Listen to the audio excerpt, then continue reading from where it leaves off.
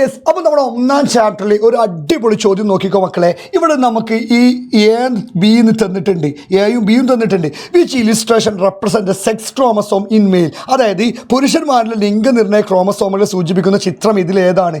Sir ഇത് കണ്ടിട്ട് എങ്ങനെയാണ് പുരുഷന്മാരുടെ ഞങ്ങൾക്ക് മനസ്സിലാവുക, സ്ത്രീകളുടെ ഏതാ മനസ്സിലാവുക? ഇതിങ്ങനെ എന്തോ സാധനമല്ലേ, ഞാൻ പറഞ്ഞു തരാം. അതായത് പുരുഷൻ്റെ ലിംഗനിർണ്ണയ ക്രോമസോം എക്സ് വൈയും സ്ത്രീകളുടെ എക്സ് എക്സ് അല്ലേ സെക്സ് ക്രോമസോം.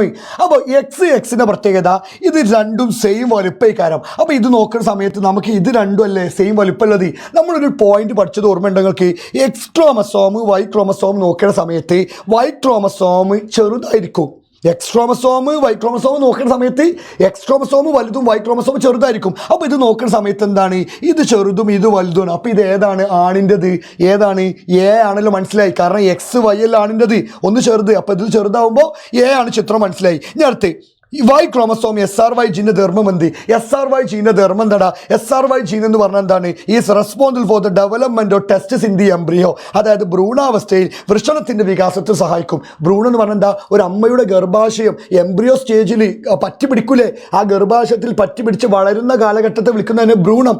ആ കാലഘട്ടത്തിൽ ടെസ്റ്റിസ് വൃഷണം, അതായത് ആണിൻ്റെ പെനിസ് ലിംഗമുണ്ടല്ലോ, ആ ലിംഗത്തിൻ്റെ താഴെയുള്ളതാണ് എന്ത്? ടെസ്റ്റിസ് വൃഷണം. ഇതിൻ്റെ വികാസം ഒരു കുട്ടിയുടെ ഗർഭാശയത്തിൽ നിന്ന് വരെ തുടങ്ങുന്നുണ്ട്. അതിന് സഹായിക്കുന്ന ജീൻ ഏതാടാ? എസ് ആർ വൈ ജീന. അത് ഏത് ക്രോമസോമിലാണ് കാണാ? വൈ ക്രോമസോമില. അപ്പോൾ ഈ ഒരു ചിത്രം എൻ്റെ മക്കൾ നോക്കാതെ പോകരുത്, സമഗ്രയുടെ ക്വസ്റ്റ്യൻ പേപ്പറിൽ ഉള്ളതാണ്.